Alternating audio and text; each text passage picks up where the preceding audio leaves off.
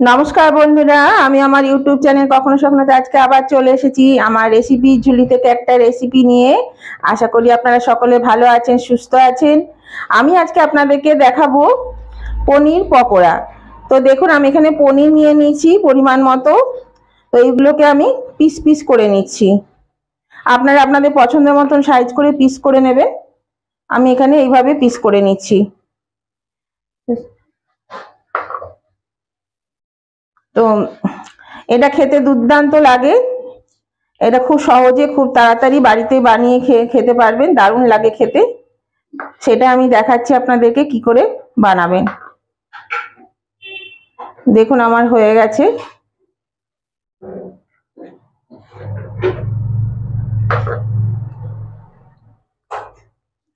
এগুলো আমি তুলে নিচ্ছি।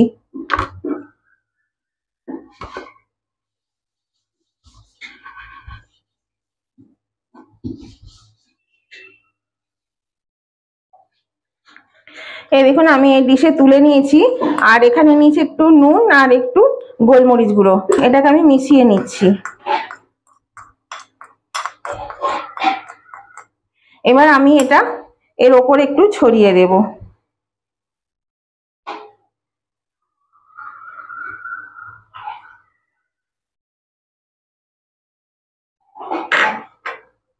দিয়ে এইভাবে একটু উল্টে পাল্টে দেব।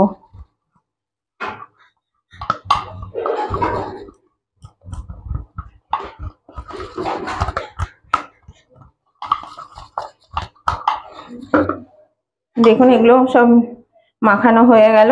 এই যে সব লেগে গেছে। আর একটু দিয়ে দিচ্ছি এই পাশগুলো।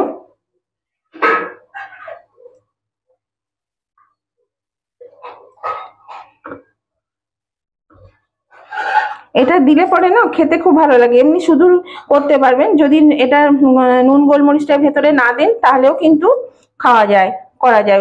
দোকানে কিন্তু দেয় না। আমি এটা দিলাম খেতে ভালো লাগবে বলে। এই যে এটা দিয়ে মাখানো আমার হয়ে গেল। এবার একটা ব্যাটার লাগবে, আমি সেই ব্যাটারটা তৈরি করে নিই।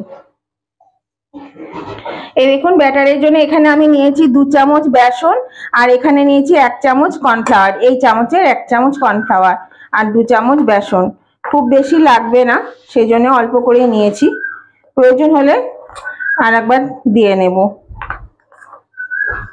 আচ্ছা, এবার আমি এর মধ্যে দিচ্ছি, যেহেতু ওতে নুন দিয়েছি সেই জন্য নুনের পরিমাণ খুব কম। এই একদম অল্প নুন দিলাম। এর মধ্যে দিচ্ছি একটু হলুদ, সামান্য একটু হলুদ। 1 চিমটে চিনি দেব, একটুখানি চিনি, 2-4 দানা। আর দেব একটু কালো জিরে। কালো জিরে দিলে খেতে খুব ভালো লাগে। যে কোনো ভাজাতে বেসনের সঙ্গে যদি একটু কালো জিরে দিয়ে দেন তাহলে কিন্তু দেখবেন খেতে বেশ টেস্টি হয়।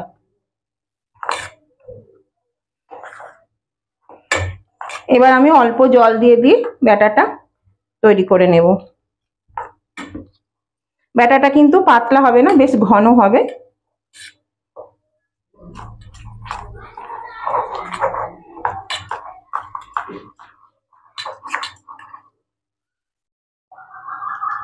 এই বন্ধুরা, ব্যাটারটা ফেটানো হয়ে গেছে, ভালো করে ফেটিয়ে নিলাম আমি।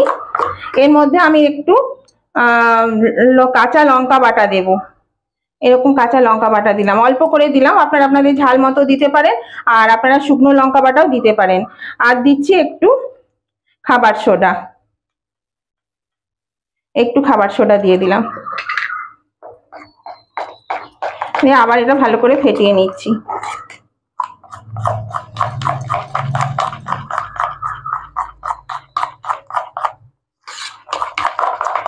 দেখুন ফেটানো হয়ে গেছে। এবার আমি এটা ভেজে নেব পকোড়াগুলো।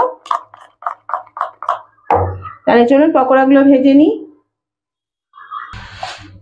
এই দেখুন বন্ধুরা, আমি কড়া বসিয়ে দিয়েছি, তেলও গরম হয়ে এসছে।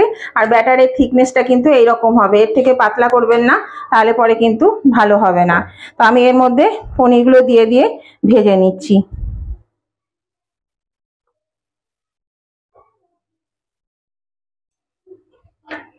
আঁচটা আমি কমিয়ে দিলাম।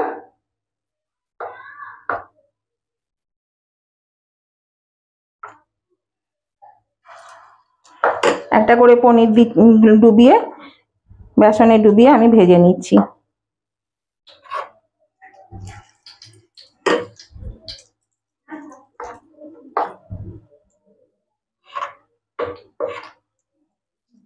এখানে আমি সর্ষের তেলেই ভাজছি, আপনারা সাদা তেলেও ভাজতে পারেন। ভাজাভুজিটা সর্ষের তেলে বেশ ভালো লাগে খেতে, সেই জন্য আমি সর্ষের তেলটা বেশি ব্যবহার করি।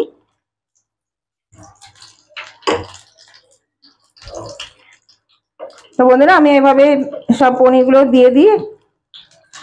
আর নতুন বন্ধু যারা এখনো আমার চ্যানেলটা সাবস্ক্রাইব করেনি, তারা কিন্তু অবশ্যই আমার চ্যানেলটা সাবস্ক্রাইব করে আমার পাশে থাকবেন, আর পাশে থাকা বেলটা অবশ্যই ক্লিক করে দেবেন। তাহলে আমি যখনই আমার ভিডিও আপলোড করব সাথে সাথে নোটিফিকেশন পেয়ে যাবেন এবং আপনারা আমার রেসিপিগুলো দেখতে পাবেন। আর নতুন এবং বন্ধু উভয় বন্ধুদেরকেই বলছি, আজকের এই স্ন্যাক্স রেসিপিটা আপনাদের যদি পছন্দ হয়ে থাকে তাহলে অবশ্যই কিন্তু লাইক করে দেবেন। আর আপনাদের বন্ধু বান্ধব আত্মীয় স্বজন সকলেই যাতে পেয়ে যায় তার জন্য কি করতে হবে, প্রচুর পরিমাণে শেয়ার করে দিতে হবে। আর কেমন লেগেছে সেটা জানাবার জন্য কমেন্ট করতে একদম ভুলবেন না, অবশ্যই কমেন্ট করে জানিয়ে দেবেন যে আজকে স্ন্যাক্স রেসিপিটা আপনাদের কেমন লাগলো।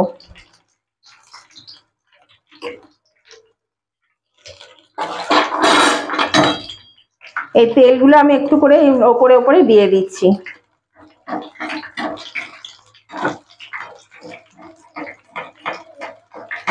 এর ওপরে দিলে ওপরটা বেশ ভালো ভাজা হয়।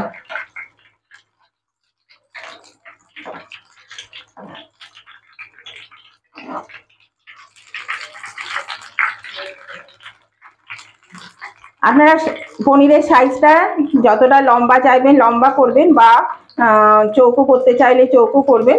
আমি এরকম সাইজের করেছি, আপনারা আপনাদের পছন্দ মতন করে নেবেন।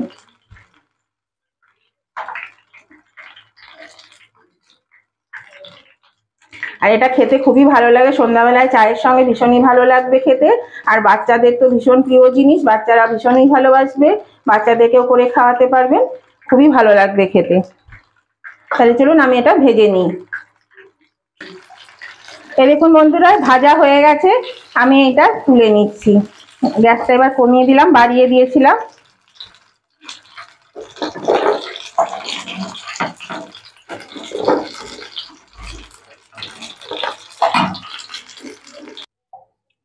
বাকিগুলো আমি একই পদ্ধতিতে এবার ভেজে নেব।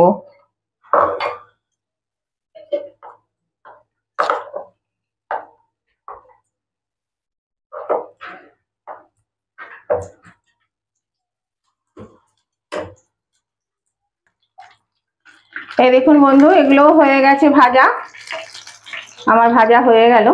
তো নতুন বন্ধু যারা এখনো সাবস্ক্রাইব করেনি তারা কিন্তু অবশ্যই সাবস্ক্রাইব করে আমার পাশে থাকবেন।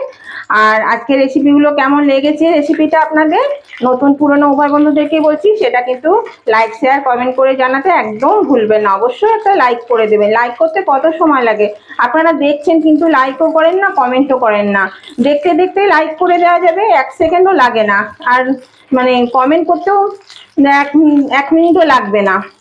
একটু কমেন্ট করে দেবেন প্লিজ কেমন লাগলো, আর একটা লাইক করে দেবেন, আর অবশ্যই একটু শেয়ার করে দেবেন। দেখুন কি সুন্দর হয়ে গেছে। এরা যে কোনো সময় যে কোনো দিনেই এটা খাওয়া যায়, নিরামিষের দিনেও এটা খেতে পারবেন, কোনো অসুবিধে নেই। এটা খেতে কিন্তু খুবই ভালো লাগে। পনির যারা পছন্দ করে তাদের তো খুবই ভালো লাগবে, যারা পছন্দ করে না তাদেরও ভালো লাগবে এই পকোড়াটা খেতে। দেখুন হয়ে গেছে, আমি এটা তুলে নিচ্ছি। এবার গ্যাসটা আমি অফ করে দিলাম।